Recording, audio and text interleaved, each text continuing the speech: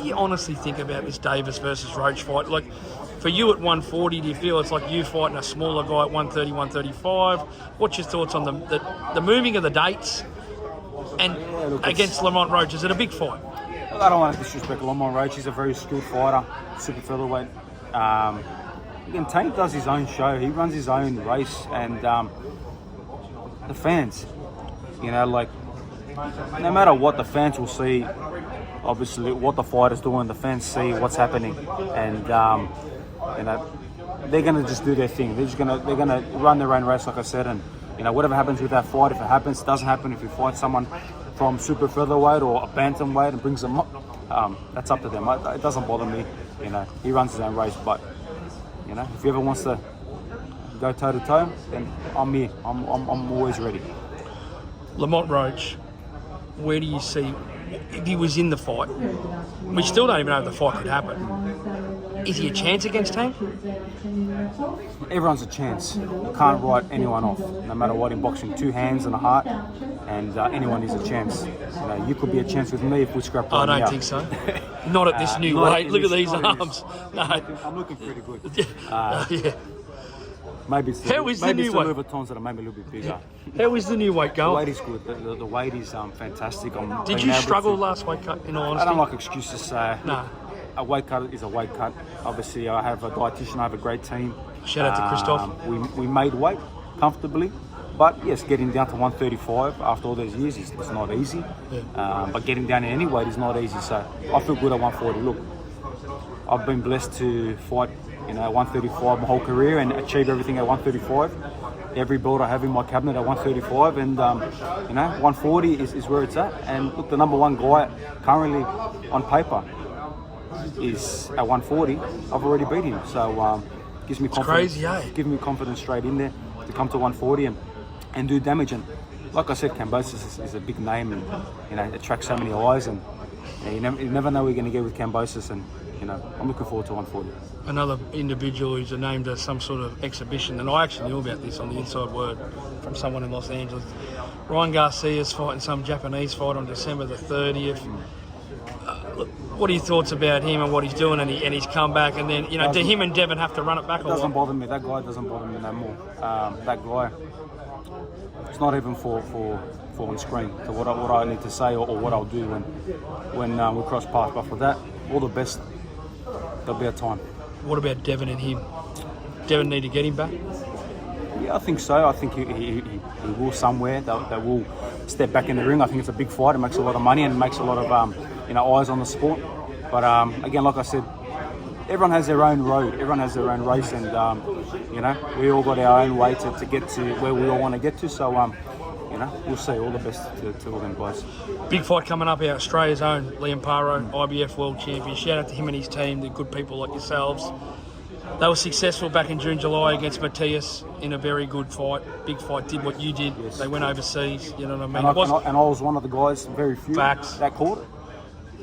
He's got a big fight coming against Richardson Hitchison, who's been, to be honest, this is not big noting you, but if people knew Richardson Hitchison from an Australia point of view, it's from Kambosos slamming him on Twitter about 5-6 months ago. And multiple times. I think I've 10-6 that guy so many times. Well, some of his friends actually messaged me and said, can we just go easy on, or you guys started it? Look, I'm the kind of guy, and people see me on Twitter, obviously. For me, I hold the pound-for-pound #1 Twitter position with high regard. But you're also on site too, so you've got to be ready. But I don't come and attack anybody. I just go my way. I know. Love being in the gym. I have my beautiful private gym. I train. I'm a family man. I've got 3 kids. I get to cruise in my supercars to the gym to train. I get to have a great life from the hard work I put in, and I'm focused on achieving more. But if someone comes at me or says something, then, well, an eye for an eye. So I'm going to blast them. And it's on site too if they want to do it and too. If we see someone on site, then yeah, of course, like certain people that I will, find eventually. Do you think he'll use that against Liam or try to use that against Liam? I don't know. Look, I like Liam.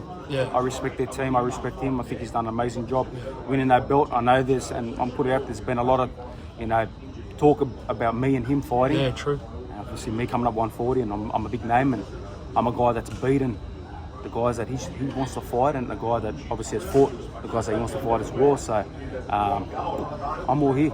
I'm here. I ain't running nowhere. I'm coming to 140, and respect to him. And again, it's nothing, new. I know the boys are very interested as well, and you want to make numbers, you want to make coin. There's only one guy in Australian boxing, the face of Australian boxing, digitally and numbers-wise as well. So I wish them all the best against Hitchens. I'm rooting for them. I'm in the corner. I support them, and then we'll see what happens. What advice do you give? Well, you've had all the belts, including the Ring, and shout out to the Ring magazine, the 4 and the Ring. What advice do you give to Liam Paro now that he's actually defending? Like, when you won your world titles, you come up against a very guy in his prime in Devin Haney. At the time he was flying.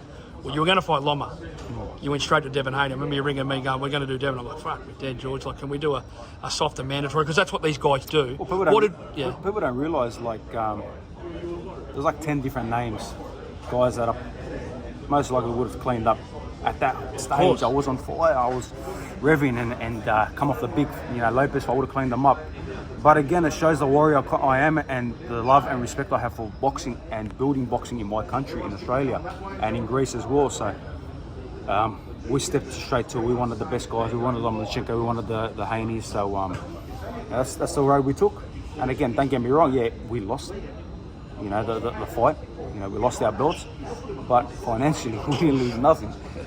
So again, it's a hard task. And Kambosos fight's the best. Kambosos fight's the best. It's a hard task. It's not an easy task.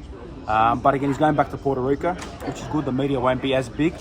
Obviously, I was selling out a stadium. I did 45,000 in Melbourne. So Kambosos wasn't only the guy stepping in the ring with Haney, but he was the guy that was promoting the fight. He was the promoter. He was the businessman. He was the guy getting a cent from every single person buying a drink at the venue, Canelo style. True. Yeah, look, the game is the game, and belts are great. I'm so hungry to win more belts, but again, setting up your family and your kids and your kids' kids, that's a real man, that's a real father. So we jumped on our opportunity. Unfortunately, it didn't go the way we wanted to. Would have loved to have beaten Haney and then moved on to Lomachenko, and when I had the belts at that stage, it would have been amazing. But again, the way things worked out, we fought Lomachenko as well and had a hell of a fight with him as well. So, we'll see with Paro and Hitchens. You versus Paro, if it was to happen next year, is it like a state of origin battle? Where would it happen? Who would be the A side? Who would be the B side? Well, we need Paro to win first off. And you think he can win?